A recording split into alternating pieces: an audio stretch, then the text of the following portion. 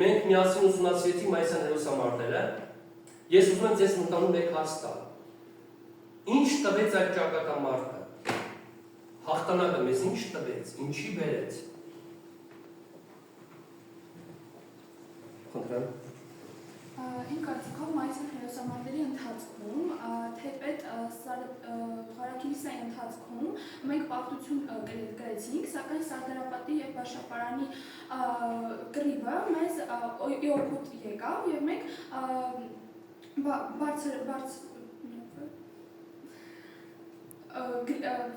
հաղթանակ տարանք և գոշատ գովելի է, որ և կանայք և տղամարդիկ անխտիր իրենց թեպետ շատ փոքր օգնությամբ իրենց ներդրում ունեցան կռվի ժամանակ և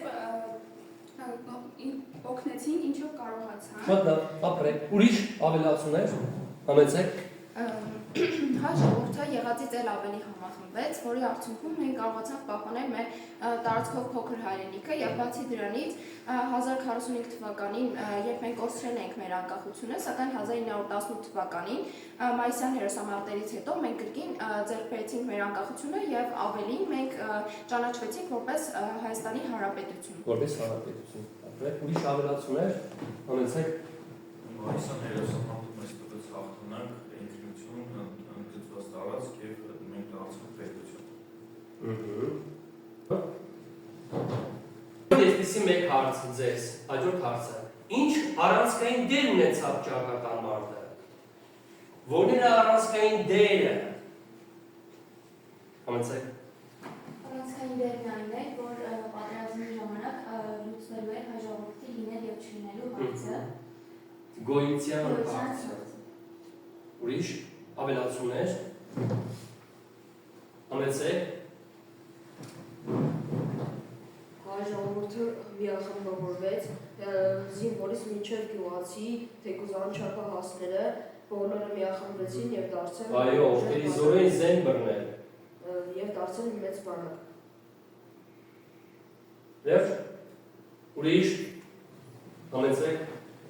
Մայիսյան հերոսամարտերը նաև մեծ ինքնավստահություն բերեցին մեր հզոր ազգին, քանի որ երկար պայքարից հետո մենք բավականին ջլատված էինք և արդեն ավելի ոգևորված եղանք և ավելի հզոր դարձավ մեր բանակը և արդեն ունեցանք ավելի հզոր և ուժեղ բանակ։ Այո, գրեթե կրկնապատկեց 10-ից 20 թվականը։ Համեցեք։ Բացի այդ ամենից, հայ ժողովուրդը նաև ինքնավստահություն ձեռք բերեց, քանի որ նա չէր հավատում, որ կարող է դիմակայել այդպիսի հզոր ուժին, բայց ճակատամարտերը ցույց տվեցին, որ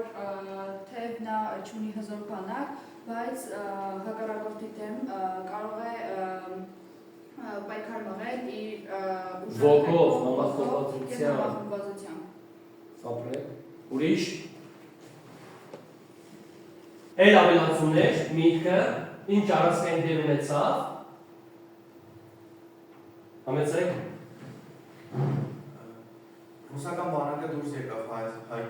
Հայաստանի տարածքից և այդ պատճառով Հայաստանը մնաց միայնակ թուրքերի դեմ և հայ զորավարները փորձեցին ամեն կերպ համախմբել, որպեսզի կարողանան պայքար մղել հզոր թուրքերի դեմ։ Նաև նշենք, որ Թուրքիան կարողացել էր հաղթել անգլիացիներին Դարդանելի ներուժում և հենց այդ նույն ջոկատը նույնպես մասնակցում էր Մայիսյան դիվիզիան մասնակցում էր Մայիսյան հերոսամարտերի գլխավոր ուղղություններից մեկի վրա։ Նաև Հայաստանում ոչ միայն բանակներ, այլ նաև գյուղացիները իրենց ամեն ինչով փորձում էին օգնել և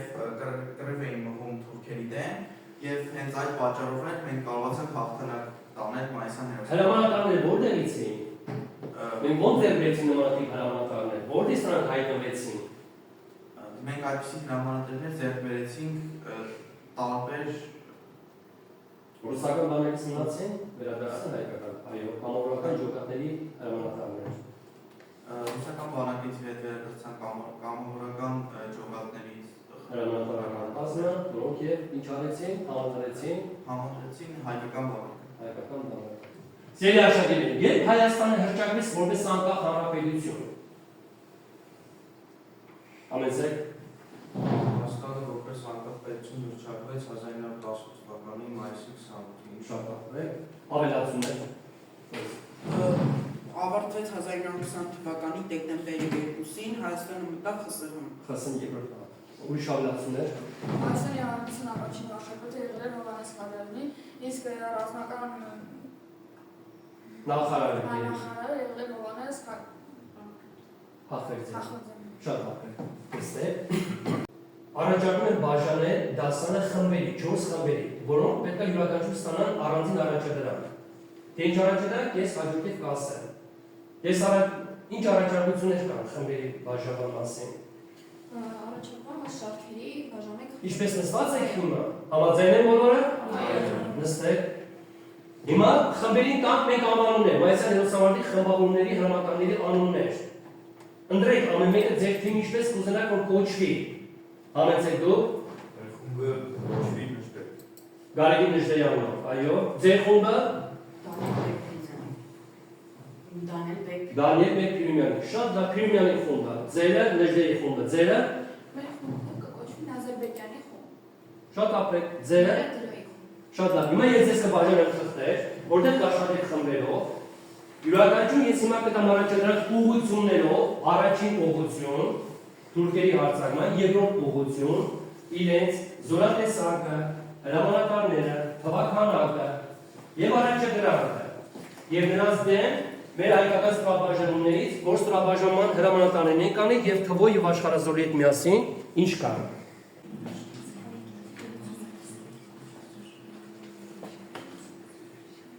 Հիմա ըստ ուղղությունների, ով կներկայացնի ձգող խումբը, կներկայացնի, ինչպես սկսեք ճակատամարտը եւ ըստ ուղղության, առաջին ուղղություն։ Համեցեք, ձեր խումբը կոչվում է դրոյ խումբ։ Ողջույն։ Բոլորը նայում են քարտեզին։ 1918 թվականի մայիսի 15-ին թուրքերը գրավեցին Ալեքսանդրապոլը, 1918 թվականի մայիսի 20-ին սկսվեց Սարդարապատ անի ճակատամարտը, 21 թվականին 18 թվականի մայիսի 21-ին։ Ուղղությունը Ալեքսանդրապոլ, անի, Սարդարապատ, Վարշապատ, Երևան։ Որ դիվիզիան էր։ 36-րդ Դարդանելյան դիվիզիան, նրանց զորքերի թվականակը 10,000, հրամանատարը Յահուկ Շևքի, իսկ հայկական զորքերի հրամանատարը Դանիել Բեկպիրիմյանը, որին իր հերթին նշանակել էր Երևանի խմբավորման հրամանատար Սիլիկյանը Մովսես։ Երկրորդ ուղղությունով կներկայացնի ըստ թիմի, դուք ներկայացրեք ձեր թիմի անվանումը Նազարբեկյանի, մոտեցեք քարտեզին եւ ներկայացրեք Արցախոտ թուրքական զորքերի երկրորդ ուղղությունը հրամանատար եւ այլն։ Երկրորդ ուղղությունը Փոխի դիրքը քարտեզի նկատմամբ երկրորդ ուղղությունն Ալեքսանդրապոլ, Համամրու, Վարշապանան, Աշտարակ եւ Երևան, թուրքերի հրամանատարներ հանդիպեյը եւ նրանց զորքերի թվականակներ 9000, Կովկասյան որ դիվիզիան էր։ 9-րդ դիվիզիան եւ մեր զորքերի թվականակը 6000 էր, չնայած դրան մենք հաղթանակ գրեցինք, Հաղթանակ տոնեցինք։ տոնեցինք, Իսկ ով է մեր զորքերի հրամանատարը։ դրոներ եւ Հավելացումներ, լրացումներ, թիմի անդամներ։ Չկան։ Նստեք։ Երրորդ ուղղությունով կներկայացնես թիմերի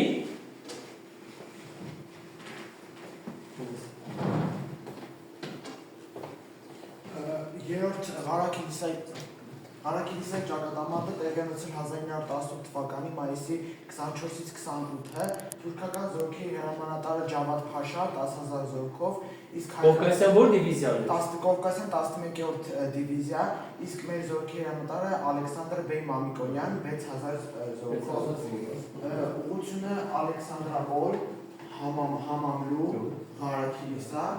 Դիլիջան, Ղազախ եւ Գանձակ։ Նախկին Ելիզավետպուր քաղաքը։ Շարունակեք։ Այս ուղղության վրա իհարկե մենք պարտություն կրեցինք։ Մասսամբ պարտություն գրեցին։ Մասսամբ պարտություն կրեցինք, բայց նահանջեցինք դեպի Դիլիջան, Ղազախից նահանջեցինք դեպի Դիլիջան, Եվ դստեղ ուղղությամբ։ հա, բայց այս ճակատամարտի հետ կապված թուրքական զորքի հրամանատարը ասել է, որ միայն հայերին փամփուշտների վերջանալը ստիպեց։ Եվ արկերի վերջանալը։ Եվ արկերի վերջանալը ստիպեց պարտվել։ Բանակի հրամանատարը թուրքական Մոհամեդ Վեհիբը ապելացրել է, որ Ղարաքիլիսայի տակ հայերը ցույց տվեցին, որ կարող են լինել աշխարհի լավագույն զինվորները։ Շատ ճիշտ է, աշխարհի լավագույն զինվորները։ Նստեք, չկան լրացումներ։ Չկան։ Նստեք շրջան, ես հիմա կցանկանամ, որպեսզի մի փոքր ֆորմատը փոխենք, բայց դի դասի շրջանակում յուրաքանչյուր թիմից մեկ անգամ մեկը մյուսին հարց տա։ Այն հարցի կոնտեքստից, որից որ մի փոքր դուրս են մնացել, կամ դուք ցանկանեք հարց ուղղել դասի շրջանակին, հա? Այս ժամանակացույցի։ Թիմերը իրար մեջ հարցեր տան իրար, համեցեք։ Պարզ ազատ շփվում են։ Եթե դուք լինեք Ես։ Եթե Հա, ընդհանուր։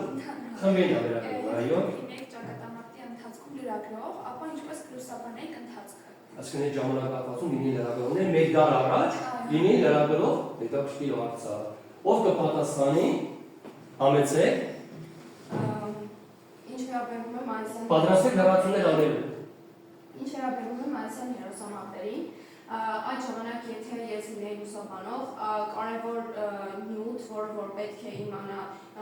ժողովուրդը, դա այն է, որ ճակատամարտին մասնակցում էին ոչ միայն տղամարդիկ, այսինքն բանակի անձնակազմը, այլ նաև անչափահաս երիտասարդներից մինչև անգամ կանայք, ովքեր կռվում էին չունենալով ձեռքի տակ անհրաժեշտ զինամթերք։ Բահերով, եղաններով, ավելացրեք։ Նրանք բահերով, եղաններով կռվում էին, օգնելով իրենց բանակի անձնակազմին եւ նրանց նույնպես կարող ենք համարել բանակ, քանի որ նրանք նույնպես շատ կարևոր դեր ունեցել եւ միգուցե եթե նրանք չհամախմբվեին մեր բանակի հետ, այդ դեպքում միգուցե եւ մենք չկարողանայինք լիարժեք հաղթանակ գրել։ Կերտել հաղթանակ, միանշանակ այս գոյատեման ճակատամարտում։ Լրացումներ, հարցեր, համեցեք։ Ես ամենաառաջինը կնշեի, որ այդ ճակատամարտի ընթացքում դրված էր Հայաստանի գողության եւ ոչնչացման հարցը, եւ եթե ունենայինք արդյոք պետականություն, թե ոչ։ Եվ եթե մենք այդ ճակատամարտում պարտվենք, պետականություն մենք չենք կարող ունենալ, եւ հենց այդ պատճառով էլ ողջ հայազգը վերամարտում էր թուրքերին։ Անգամ եկեղեցու զանգերը ողանջեցին, հոգևորականներ, շինական, բոլորը մասնակցեցին։ Ուրիշ լրացումներ։ Ես ընդանում մեկ հարց ունեմ ձեզ բոլորին։ Ինչ կարծիքի եք, եթե դուք լինեիք հրամանատար այն ժամանակ, տեսեք մենք ասում ենք, չես ինչ ուղղությամբ, ես ինչ հրամանատարը։ Եթե մի պահ պատկերացրեք, որ դուք եք հրամանատարը դեռ այն ժամանակ, մեկ դար առաջ, զորախմբի հրամանատար, ըստ ուղղության, ինչ կարող էիք մտածել անել, որ ասենք հրամանատարները վերածած 10-11 արտացել ենք ըստ ուղղությանը, չեն արել նրանք, որ դուք լինեք ինչ կանեիք, փորձեիք անել, ավելի ակտիվ, համեցեք։ Ես Արաքսի կամուրջները ավելի շուտ կպայթեցնեի, թեև նրանք դա արել էին, սակայն ավելի շուտ կարելի էր անել, որ զորքերին դիմավորել անմիջապես գետի մոտ, որպեսզի նրանք չկարողանային Այսինքն որպեսզի, այո, չասեն նրանք գետանցում անգամ կատեն, այս կդիմավորի անմիջապես գետի մոտ եւ հենց այդ ժամանակ ջախջախել նրանց։ Ավելի ակտիվ։ Համեցեք։ Եթե ես լինեի հրամանատար, ավելի շուտ գյուղացիներին համախմբեի բանակի հետ։ Ճիշտ է, հանձնել մի փոքր ավելի ուշացումով։ Հակառակորդի զորքի ճնշման տակ նրանք զգացին, որ թիկունքը թույլ է, արդեն առաջնագիծը թույլանում է, նոր թիկունքից բերեցին ռեզերվներ, ապրեք, շարունակեք։ Գյուղացիներով ավելի շուտ կբերեք, ժողովրդական աշխատանքները շուտ կկազմեք ելեք, շատ լավ։ Ուրիշ դրացումներ, համեցեք անենք։ Առաջին երկու ուղղություններով ճակատամարտերի ժամանակ հայերը հիանալի հաղթանակ տարան, բայց երրորդ ուղղության ժամանակ մասամբ պարտվեցին։ Եթե ես լինեի երրորդ ուղղության հրամանատարը, ապա օգնություն կխնդրեի այլ հրամանատարներից, որպեսզի կարողանայի հաղթանակ տանել Զորքի տեսքով օգնություն։ Տարբերակ է։ Ուրիշ Հարցեր, ապրեք, նստեք։ Իսկ եթե արգելը եւ փամփուշտները վերջնային, Հենց այդ ուղղությամբ, որտեղ եթե որտեղ որ ավարտվեն արգել եւ փամփուշտները, որպես հրամակար ձեր որոշում։ Արդ ճիշտ հասկացա։ Եթե վերջանային, ապա չի նահանջի, այլ կփորձեի ձեռնամարտի օգնությամբ ինչ-որ հաղթանակի հասնել։ Աստծո ժամանակին մեկ տարի առաջ մեր հրամանատարները ավելի խելացեն եղել։ Նրանք ճիշտ գերագետ են գործել։ Նրանք դուրս են բերել զորքը հակառակորդի գերակշռող ուժերի հարձակման տակից, գնդակոծության տակից, փրկել են զորքի մնացորդները, բայց զիջելով տարածքը, հետագայում նրանք կարողացան ինչ անել, հասնել հաղթանակին տանուր ճակատոններ։ Ապրեք, նստեք, այլ հարցեր։ Իսկ հիմա պետք է ասեմ ձեզ, հարցեր տվեք իրար, փոխադարձ հարցեր խմբերի մեջ։ Բնականաբար մայիսյան հերոսամարտերի շրջանակում։ Համեցեք։ Իսկ ինչ կլիներ, եթե թուրքական եւ հայկական զորքերը լինեին նույն չափ, ունենային նույն զինվորական տեխնիկան եւ նրանց ուժերը լինեին հավասար։ Այսպես պարազդեցություն եւ ռազմական տեխնիկան լիներ համաչափ, ուժեր լինեին հավասարազոր։ Ու թուրքերն ունեին գերակշռություն, ուստի դրանով իսկ նրանք անցան հարձակման։ Պատասխան, համեցեք։ Ավելի ակտիվ, բոլորը։ Նրանք համարձակություն չէին ունենա հայերի դեմ մարտեր վարելու, քանի որ թեև անցյալ ժամանակներից նրանք բազմաթիվ անգամ բախվել են հայերի հետ եւ թեկուզ եւ ունեցել են պարտություններ, սակայն նրանց ժողովրդի յուրաքանչյուրը տեղյակ է թե հայը ինչի է ունակ եւ կարծում եմ, որ եթե մեր ուժերը հավասար լինեին, անցյալի փորձով, իրենց նախնիների փորձով, նրանք արդեն համարձակություն չէին։ Նախնիների փորձունակ ոչ ճակատամարտի նկատի ունեն։ 91 թվականի ավարայրի ճակատամարտը, որը նույնպես լինել չլինել։ Տեսեք պատմական կապը նավեր, լինել չլինելու հարցն է, բայց մենով փոքրաթիվ ինչքան էին 80,000 եւ հաղթեցին 200,000-նոց ինչ։ Բանակի, շատ ապրեք, ուրիշ լրացումներ, հարցեր, համեցեք։ ինչու են թուրքերը ուզում գրավել Երևանը։ Ինչու են թուրքերն ուզում գրավել Երևանը։ Համեցեք։ Թուրքերը գրավել Երևանը, ապա էլ Հայաստանի արտադրությունը գոյություն չէր ունենա։ Այսինքն ապետությունը այդպես գոյություն։ Ինչու։ Որտեղ Հայաստանը մայրաքաղաքն է, Հայաստանի Հանրապետության, իսկ Մայրաքաղաքն է, եւ մայրաքաղաքը գրավելուց արդեն պետությունը համարվում է պարտված։ Շատ ճիշտ է։ Ապրեք։ Ուրիշ կան լրացումներ։ Ասեք։ Բարձր։ Դրան ինչ մարտավարություն կիրառեց, որովհետեւ թուրքերին բացատրի դիրքերից հետ բերի։ Ինչպիսի մարտավարություն կիրառեց։ Դերկով պատասխան, համեցեք։ Դրան գրավեց լեռնային եւ բարձրունքային դիրք եւ այդ դրա շնորհիվ նա կարողացավ վերահսկել ճանապարհը, իսկ երբ թուրքերը ուզեցան գալ, նրանք չթողեցին եւ այդպեսով նրանք այդ մարտավարության շնորհիվ նրանք կարողացան հաղթել ապարանի ճակատամարտը։ Այո, ուրիշ լրացումներ։ Այս հատվածը ուզում եմ համեմատել Հայքի եւ Բելի ճակատամարտի հետ, որտեղ այստեղ խոսում է հայերի ճիշտ դիվանագիտությունը, որովհետեւ Հայկը ինչպես եւ Բելը նահանջեց լեռնային տարածք եւ Հայկը ճիշտ դիվանագիտության եւ ստրատեգիայի միջոցով կարողացավ Բելին Խոշաբիճակատարում, այո, նրանց հաղթանակրել։ Մեր թվականից առաջ 2492 թվական օգոստոսի 11 Շարունակեք։ Նույն դիվանագիտական քայլը այս դեպքում Մարտավարական քայլը։ Այո, այս դեպքում Դրաստամատ Կանայանը օգտվեց այդ քայլից եւ դրա միջոցով կարողացավ նույնպես հաղթանակ կրել։ Ինչպես ասում քանի հոկանոց հեծելազոր եւ ինչ նպատակով։ Նա կազմեց 700 հոկանոց հեծելազոր, բայց քանի որ հեծելազորը չէր կարող լեռնային մասերում արտեր վարել, այդ նպատակով նրանց իջեցվեցին ձեռքերը իջեցվեցին ավելի ցածրադիր վայրեր, որպեսզի հեծելազորը կարողանա գործել։ Հետևակը ճնշեց բարձրադիր գոտում գտնվող թուրքական զորքին, տեղակով ճնշեց նահանջելու դեպի հարթավայրեր, որտեղ եւ հեծելազորը արդեն մարտական գործողություն ակտիվ մտավ մարտական գործողությունների մեջ։ Շատ ապրեք։ Համադրությունը ժամանակահատվածի հետաքրքիր է, բայց շատ ճիշտ էր։ Դիպուկ ապրեք նստեք։ Իսկ հիմա աշակերտներ, ես ցանկանում եմ, որպեսզի այսպես մի փոքր դասի ամփոփում անի, փոխադարձ գնահատման միջոցով, մի հատ հասկանան, որ խումբն է ավելի ակտիվ, որ խմբի պատասխանը դուր եկա մյուս խմբին, ով էր ավելի հստակ պատասխանում, ով ավելի ճշգրիտ էր ասում պատմական իրադարձությունները եւ ավելի գեղեցիկ է ներկայացնում իրավիճակը։ փորձեք փոխադարձ խմբի մեջ գնահատել։ Լավ, սկսենք ձեր խմբի անունը Նժդեի, Գարեգի Նժդեի խմբից։ Լսում եք Ալեքսին։ Կոնկրետ մեր խմբի համար երկու դիմացի երկու խմբերն շատ ակտիվ էին։ Այսինքն Դրոյի եւ Նազարբեկյանի խմբերը ավելի ակտիվ էին։ Ինչով էին ակտիվ։ Իրենց պատասխաններով, հարցերով, ամեն ինչով։ Ավելի աշխատում։ Ինչ կգնահատեիք խմբին, առաջի դերասանական կանոնի խմբին ինչ կգնահատեիք, գնահատում դու լինեի մանկավարժ։ 9։ Իսկ Նազարբեկյանի թիմին նույնպես։ Իսկ ձեր հարգանուս թիմը, Բեկրյունյանի թիմին 8, որտեղ ակտիվ այդքան չէին, բայց պատասխաններ հնչում էին իրենց կողմից։ Ակտիվ էին, բայց այդքան էլ ակտիվ չէին, տարբերվում մնացածից։ Նստեք, դուք ինչ կգնահատեք, դուք ասեք։ Իմ կարծիքով ես համոզում եմ Ալեքսի կարծիքին, առաջին խումբը շատ ակտիվ էր, սակայն վերջին խումբը այդքան ակտիվություն ես չնկատեցի, բայց ինչ պատասխաններ հնչում էին, նրանք ճիշտ էին եւ դիպուկ եւ նույնպես գնահատեի 8։ Շատ ապրե։ Իսկ դուք ինչ կգնահատեիք, պարոն Վայլյան, դուք ասեք։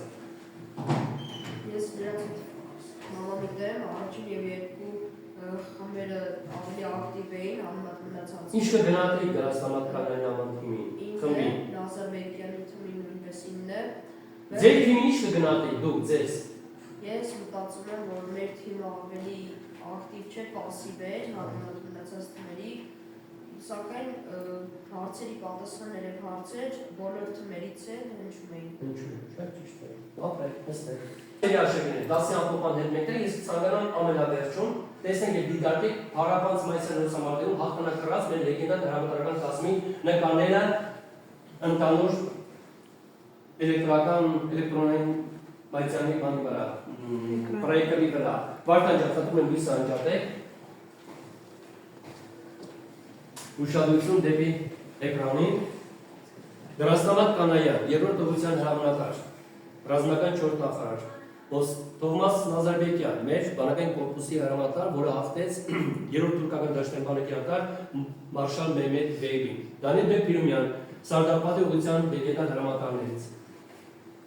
Գարեգին Նժդե մասնակից է Սյունյաց արծիվը, ինչպես նաև մասնակիցն է Խարակիրիսյան ճակատամարտի ուղղության։ Եվ Մովսես Սիրիկյանը, որին Թովմաս Նազարբեկյանը նշանակեց Երևանի խմբավորման հրամանատար, այն Երևանը պաշտպանեց հարավ-արևելքից եւ հարավից, որն իր հերթին ինչ արեց, նշանակեց Դանիել Բեկիրումյանին Սարդարապատի ուղղության հրամանատար եւ Ջահանգիր աղան Եզդիական խմբի առաջնորդ Անդրանիկ Օզանյանի աջ ձեռքը հեծելազորային խմբավորման հրամանատար, որը օգնեց Բաշապանի ճակատամարտում օգնեց դրաստանականային հաղթանակ տոնելու համար։ Եվ այսպես էլ աշակերտներ 10-ը ամփոփեցինք, շնորհակալություն ակտիվ մասնակցության համար, 10-ը համարում եմ ավարտված։